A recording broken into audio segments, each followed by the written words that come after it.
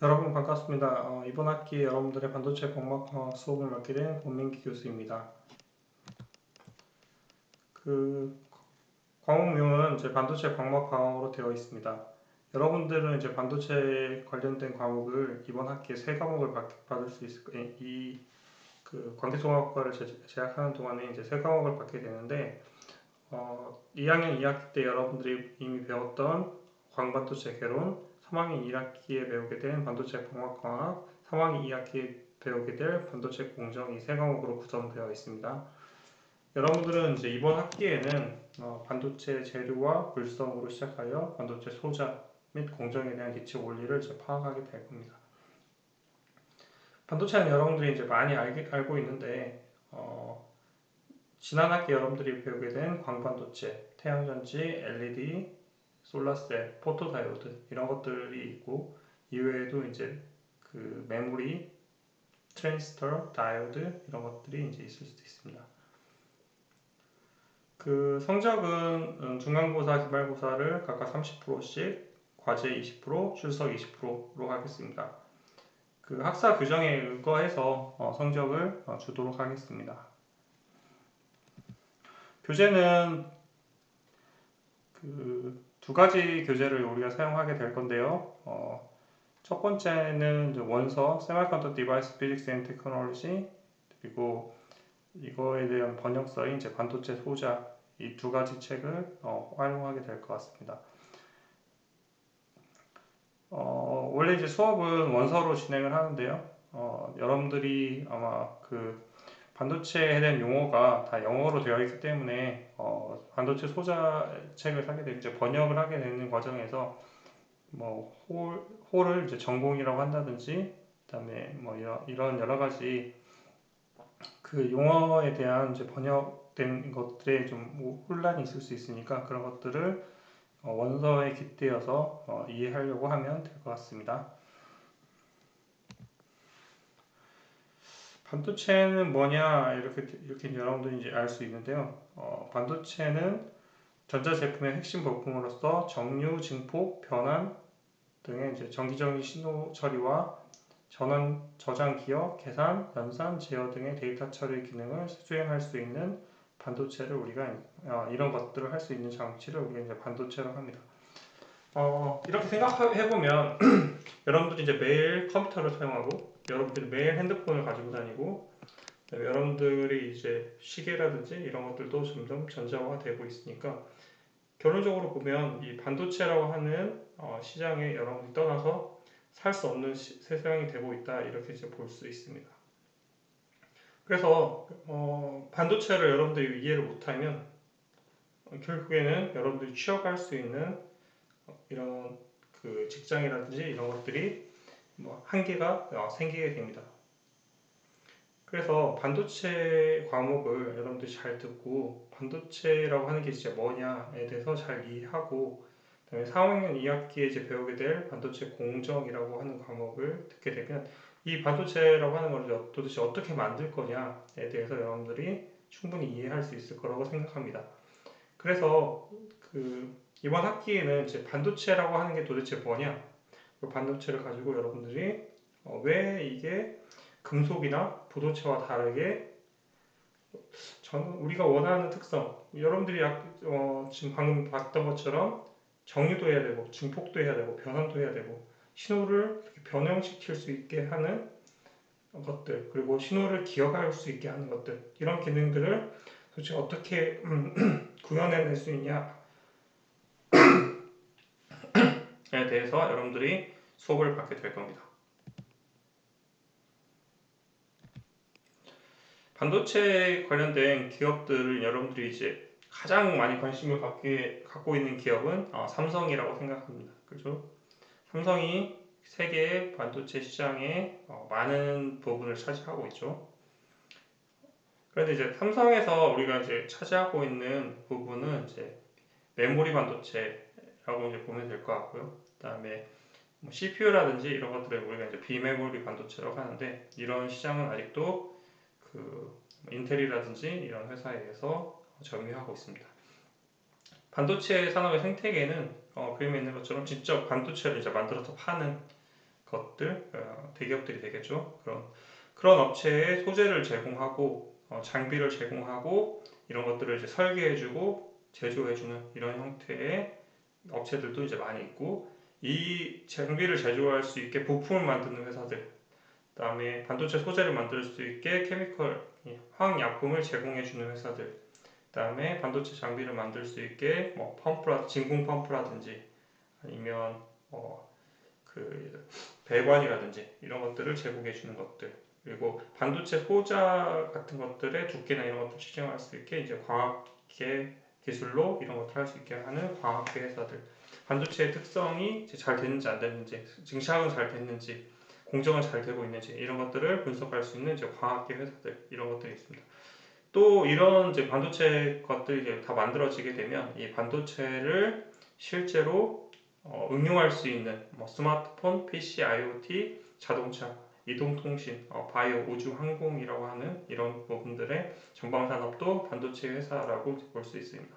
그래서 여러분들이 이렇게 보게 되면 반도체를 모르면 반도체를 내가 뭐 관심이 없어서 난 반도체는 안 배워야겠다 이렇게 하게 되면 반도체를 할 수 있는 회사에 이제 못 가게 되겠죠. 근데 이 반도체라고 하는 회사들이 그림에 있는 것처럼 한국의 모든 산업, 한국의 모든 기관 산업, 뭐 한국뿐만 아니라 세계의 모든 기관 산업에 다 연계가 되어 있기 때문에 여러분들이 꼭 배워야 되는 과목 중에 하나다 이렇게 보면 되겠죠. 그래서 여러분들이 반도체를 이제 배우게 되는 것은 어떻게 보면 행운이라고도 볼 수 있습니다.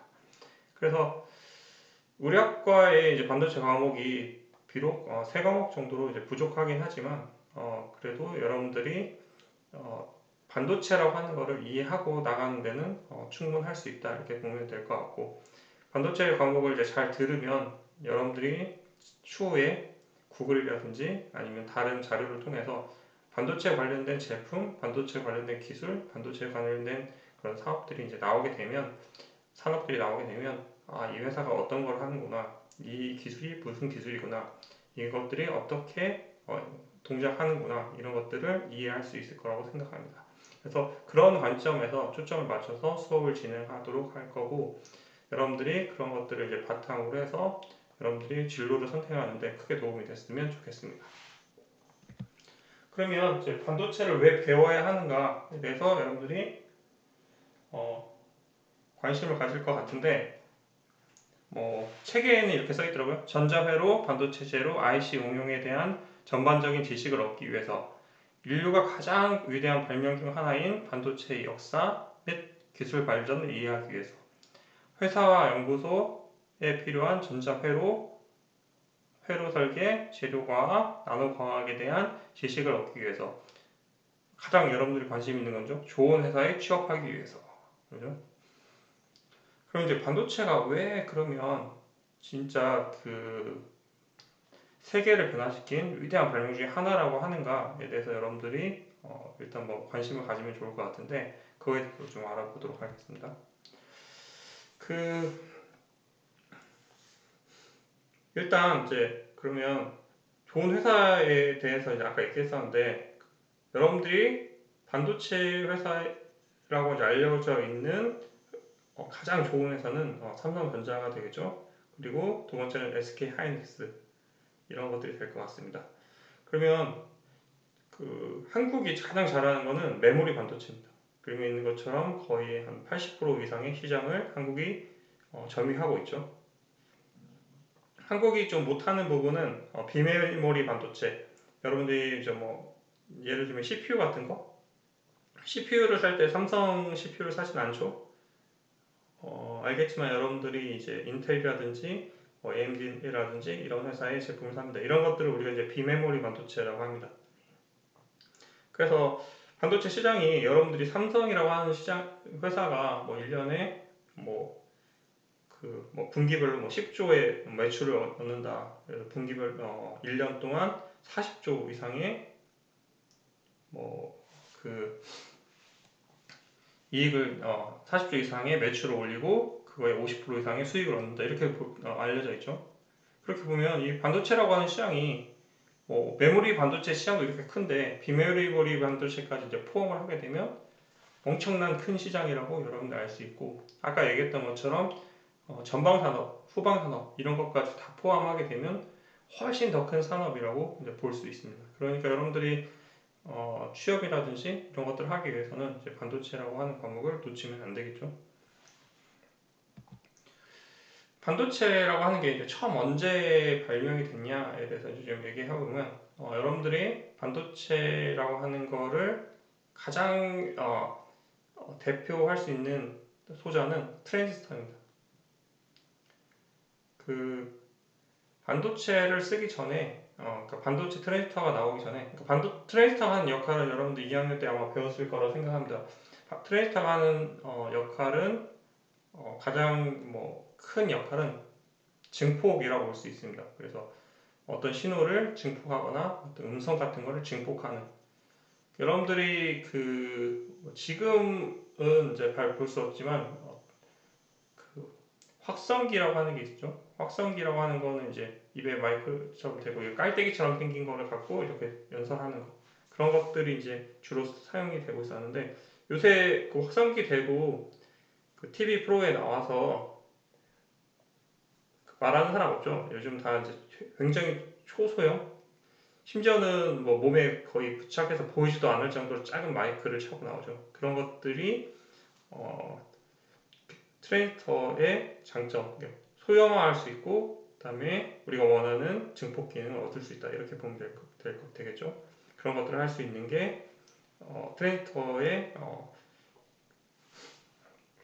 기술이라고 볼 수 있습니다. 그러니까 1947년도에 벨 연구소죠. 벨 연구소에서 어떤 사람이 이제 나와서 강연을 하는데, 그 확성기가 아닌 조그만 물체를 들고 나와서 그 말을 했는데, 그런 것들을 그렇게 했는데 그게 큰 확성기랑 같은 효과를 내더라. 이렇게 되니까 사람들이 반도체라고 하는 게 이렇게 작은 걸 가지고도 큰 효과를 낼 수 있구나, 이렇게 이제 판단하게 된 거죠. 그래서 여러분들이 봤을 때 이 반도체라고 하는 게 그만큼 이제 기존의 기술을 발전시킨 거다, 이렇게 보면 되겠죠. 근데 여기 지금 보면 애니어 컴퓨터가 나오는데, 이게 이제 여러분들이 알게 된 컴퓨터 계산기, 여러분들이 아마 그 손으로 휴대용으로 시험 볼 때 가지고 다니는 계산기랑 거의 비슷한 정도의 성능을 내는 장치라고 이제 볼 수 있습니다. 그래서 트랜지스터가 나오기 전에 뭘 썼냐, 여러분들이 좀 궁금할 수 있죠. 그래서 트랜지스터가 나오기 전에는 이런 거 이제 본 적이 있을지 모르겠는데, 오디오를 되게 좋아하는 친구들은 볼 수도 있죠. 이게 이제 아날로그 증폭기라고 보면 되겠죠. 진공관이라고 보면 되겠죠. 그래서 이게 보면 1946년도에 18,000여 개의 그 진공관을 사용해서 컴퓨터를 만들었는데, 이게 이제 애니악이라고 보면 되죠. 이게 여러분들이 지금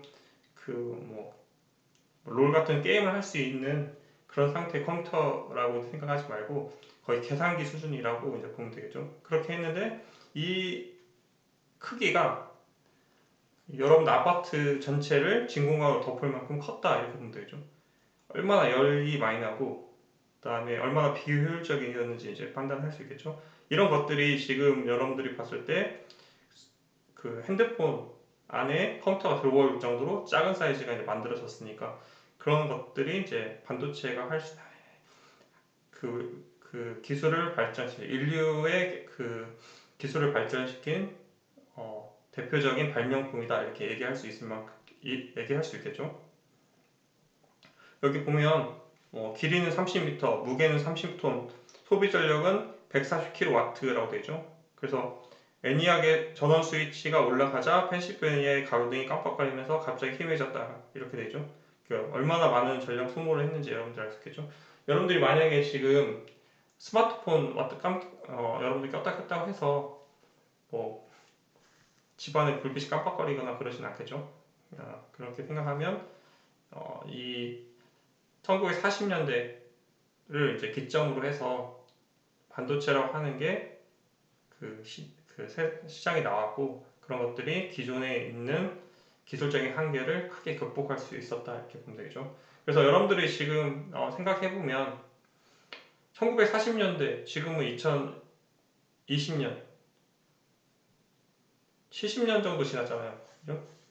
그 70년 동안에 얼마나 많은 일이 있었을까에 대해서 생각해 보면, 그러니까 컴퓨터라고 하는 게 등장하고, 그다음에 전자계산기, 스마트폰 이런 것들이 등장하면서 최근에는 이제 웨어러블 기기, 플렉스블 기기까지 이제 등장하고 있죠. 그다음에 디스플레이도 여러분들이 보겠지만, 브라운관 TV, CRT에서 지금 반도체를 기반으로 하고 있는 LCD나 그다음에 OLED, 그다음에 최근에 이제 마이크로 LED, TV까지 발전하고 있는 걸 보면 반도체라고 하는 것들은 기술적으로 이제 무궁무진하고, 그다음에 여러분들이 이제 알겠지만 굉장히 파급력이 큰 그런 기술이다 이렇게 보면 되겠죠. 지금 얼마만큼 반도체가 더 발전할 수 있을까? 얼마만큼 새로운 기기가 나올 수 있을까? 훈홀슨 아무도 모른다는 거죠. 저도 모르고 여러분도 모르고. 하지만 우리가 원하는 건 있잖아요, 그죠? 더 빠른 거, 더 좋은 거, 더 성능이 좋은 거, 그다음에 우리가 더 편하게 쓸 수 있는 거, 그죠? 사람들은 이제 그런 걸 위해서 계속 반도체 쪽의 기술을 가지고 연구한다 이렇게 보는 거죠. 그 교수님이 그 LED를 이제 시작했을 때, 그러니까 석사과정 하면서 2001년도 LED를 시작했는데, 그때 이제 반도체를 연구하는 그 친구들이 있었는데, 그 이제 석사과정 대학원생 친구들이 있었는데, 저희들이 이제 그 반도체 기술을 이미 너무 많이 발전해서 더 이상 뭐 할 수 있는 게 쉽지 않다 이렇게 얘기하고 했었는데, 지금 생각해 보면 뭐 그 기술적인 한계를 계속 뛰어넘고 있으니까 정말 대단하다고 생각하고 있어요.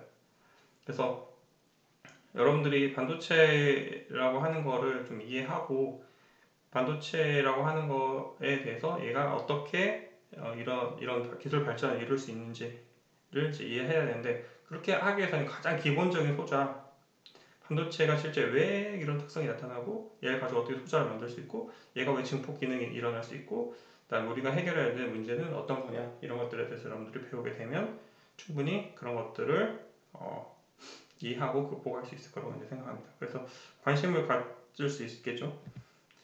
그래서 이 그림에 보는 것처럼 딱 이런 상태입니다. 그죠? 여러분들이 진공관 튜브에서 트랜지스터, 그죠?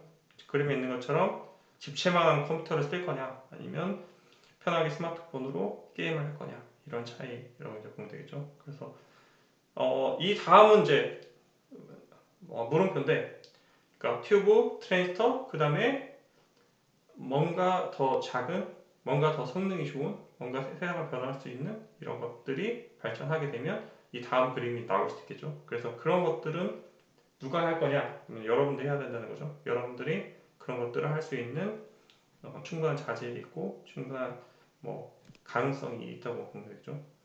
그렇게 하려면 이제 반도체라고 하는 거를 이해하고 반도체 과목을 잘 수강을 하고, 그다음에 반도체라고 하는 거에 지속적인 관심을 가지면 좋겠죠. 반도체에서 가장 많이 이제 여러분들이 보게 될 거는 이 메탈 옥사이드 필드 이펙트 트랜지스터, 모스펫이라고 하는 이 소자를 이제 보게 될 건데, 모스펫이라고 하는 거 여러분들이 보면 되게 복잡하죠. 지금 P-타입 서브스트랙트, 그다음에 N-타입 채널, 다이엘렉트릭, 게이트, 소스, 드레인, 잘 모르겠죠. 결론적으로는 여러분들이 트랜지스터를 까만 거 지난번에 써봤을 거, 이 앞에 있는 그림에 있는 이 까만 거를 써봤을 거라고 생각하는데, 여기 보면 이제 세 가지 다리가 있죠. 하나, 둘, 세 개죠. 그래서 그림에 있는 것처럼 이 세 가지 다리가 소스, 게이트, 드레인이라고 이제 얘기할 수 있고, 모스펫을 이제 쉽게 이해하게 되면 소스에서 드레인으로 전자가 이동하거나 전공이, 그러니까 그 포지티브나 네거티브 차지가 이동하게 되면 이 게이트라고 하는 곳에서 걔네들을 제어해주는, 그러니까 얘네들이 많이 흘러가기도 할 수 있고 조금 흘러가기도 할 수 있고 흘러간 양을 더 늘려줄 수도 있고, 이렇게 하는 역할을 하는 게 이제 게이트라고 보면 되죠. 그래서 소스, 게이트, 드레인이라고 하는 이 세 가지의 구성으로 되어 있다 이렇게 보면 되죠. 그런 것들이